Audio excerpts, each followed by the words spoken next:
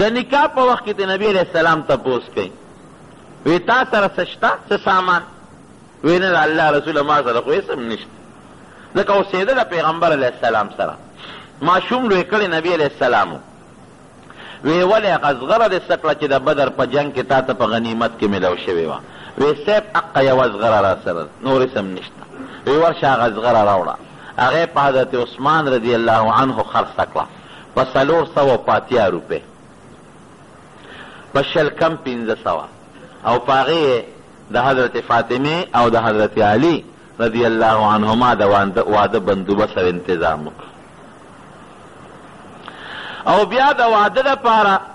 د فاطمې رضی الله عنها جهیز سو جهیز دې ته وایي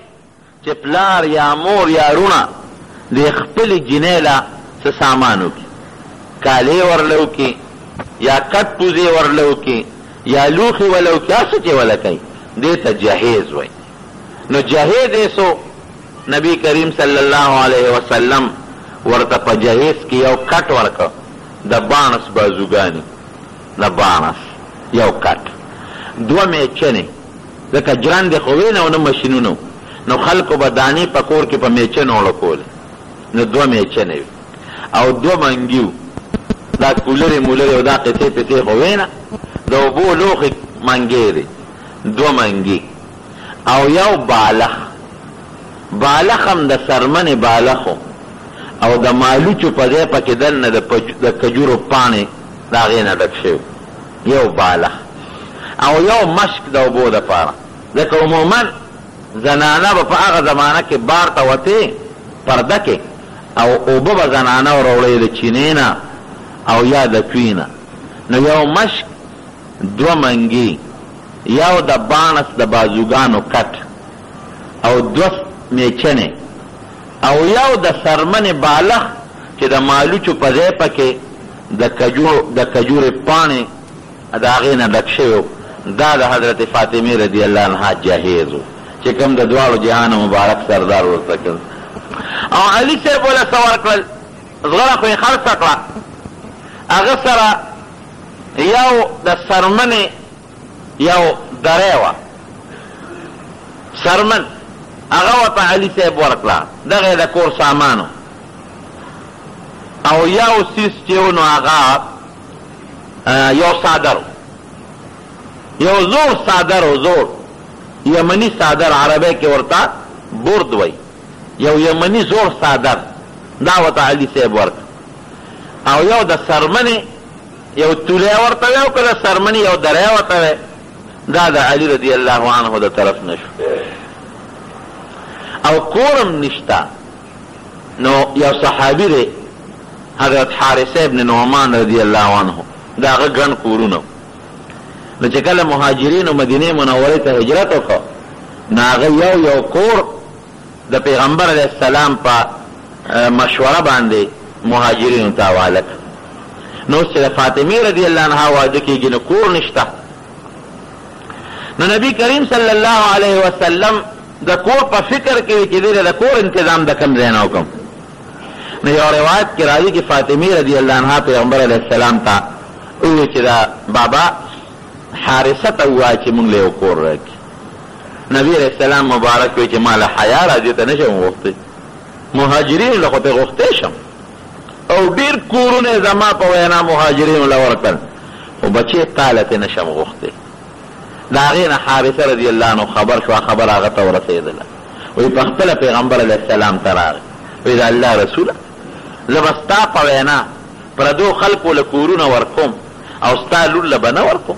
زما ټول مال زما ټول دولت او ټول ځمکې او ټول کورونه ستا را نیازبینې لور نه قربان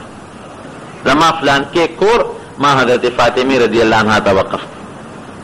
په هغې نبي کریم صلی الله علیه وسلم ډېر زیات خوشحاله شو بیا د واده پروګرام نکاح خو په روژه کې وشو د رمضان په میاشت کې 7 میاشتې او 15 ورځې پس تقریبا بیا د واده انتظام وشو ښه په واده کې څه دي نبی کریم صلی الله علیه وسلم په خپله لور د مټه ونیوله او د خاوند کور ته دا هلک کور ته یې بوتلله او د برکت دعا یې ورته وکړه او بچې ما په خپل خاندان کې ستا دپاره ډېره ښکلې او مزېداره رشته خوښه کړې ده، الله یې درته مبارکه کړي. دا د حضرت فاطمې رضی الله عنها چې د نبي علیه السلام کشره لور ده، او د حضرت علی رضی الله عنه چې د پیغمبر علیه السلام په غېږ کې لوی شوی دی او د نبي علیه السلام د تره زوی دی، د هغه واده دی. دغه جهیز او دغه سامان. اوس به مونږ راشو د خپل ودونو سامانونو ته به وګورو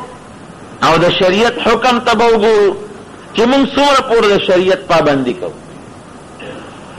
ډېرې جینکې زمونږ د جهیز د لاسه په کور ناستې دي، داسې ده او که نه؟ د جهیز د لاسه خلک ډېر غټ غټ سامانونه غواړي او د هغې غریبې په وس کې دومره سامان ني، د پلار په وس کې سامان ني، د رور په وس کې سامان جهیز ني چې د خپلې جینۍ لوکي، نو څوک یې غواړي.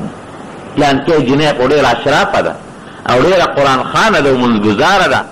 یاره څه به ورسره سامان به ورسره راشي، نه ورسره کپ شته او نه ورسره پوزې شته او نه کالي او پترې شته او نه نور څه سامان شته، څه به ورسره راشي؟ داسې ده ورونو که نه؟ نو ډېرې جینکې د غریبۍ د وجې نه، قسم دی حیاناکې جینکې، عزتمند جینکې، منځګزار او قرآن خوانې جینکې، د سامان د لاسه چې د هغې غریبانانو په وس کې سامان نشته، د نکاح د لاسه دغسې نیمګړې پاتې دي. ډېر هلکان د دغه ګمراهۍ د لاسه بې واده پاتې دي. ولې؟ په واده خو بلا پیسې لګي، بلا ډوډۍ به ورکوم، ډېر کالیګان کول غواړي. هلکه غریب کور کې وکړه چې سمونه غواړي؟ نه، زه به د خپل ځان مطابق چې ته په سم ځای کې په دروند ځای کې واده کوم او د هغې دپاره خو د بلاو پیسو ضرورت دی، د بلاو کالو ضرورت دی او د بلاو ډوډۍ ضرورت دی. نو سی به چې شپېتو کالو ته ورسې او پنځو شپېتو ورځو ته ورسېږي نو ایله په دغه باندې پوره شي د واده هغه خپل وخت او خپل ټیم په هلک باندې هم دغسې تېر شي او ډېر هلکان هم په دې وجه د واده هم دغسې پاتې شي. ولې شریعت نه مونږ لرې یو او دې رواجونه ګورې مونږ برباد کړو. زما رونو را یاد وساتئ، مهر په هلک دی. مهر پېژنئ؟ هلک له چې څه شی ورکوي، یا وله کالي کوي، یا وله ځمکه ورکوي، یا وله کور ورکوي، دا په هلک دی.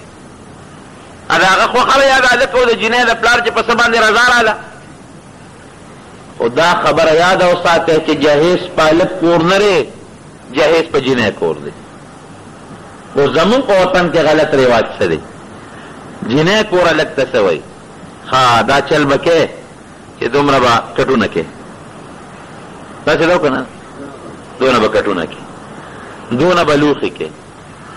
پلانکې هغه د خرو کټ به کې، غټ کټ، دا کټ به هم پکې کې، او بل کالي به هم کې دومره، او بیا د واده به دومره روجې را کې، غوښه به هم راوړئ، خرڅه دې کړه. دا خو جهیز دی که دې په وس کې کېږي ولې وکړو، که دې په وس کې نه کېږي مه کوه. نو د خپلې لور جهیز او سامان په هغې کې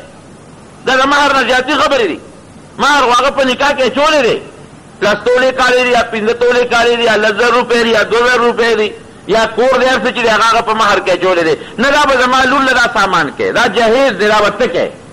یاد وساتئ جهیز د جینۍ د پلار حق دی. جهیز به د جینۍ پلار له پلار کوي، رور به یې وله کوي، دا په هلک نشته. او زمونږ په وطن کې ها 3 منه بروج هم را لېږي، غوښه به هم ورسره را لېږي، بلکې ما دا هم اورېدلي دي، اورېدلي مې دي، بلکې راته پته ده چې د ماچسو ډبې هم ترې غوښتې دي. ماچسو ډبې پکې نشته، خو دې هغې پکې راځم، دا هم راته پته ده. نو ماچسو ډبې دې پکې راونړه. خدای ته وګورئ، خدای ته وګورئ، ظلم مه کوئ، ظلم نه نصیب کېږي. زمونږ د ظلمونو سزا خو مونږ له الله دغه دې راکړه او راکوي له ده که نه. دا زمونږ ظلمونه دي که نه، الله خو چا سره زیاتې نه کوي. دا مونږ ظلم شروع کړی دی. ډوډۍ خو د جینۍ پلار خپلو مېلمنو له ورکوي، د هلک مېلمنو له یې نه ورکوي. نو ته شرمېږې نه چې خپلو مېلمنو له د هلک له کور نه روجې غواړې ولې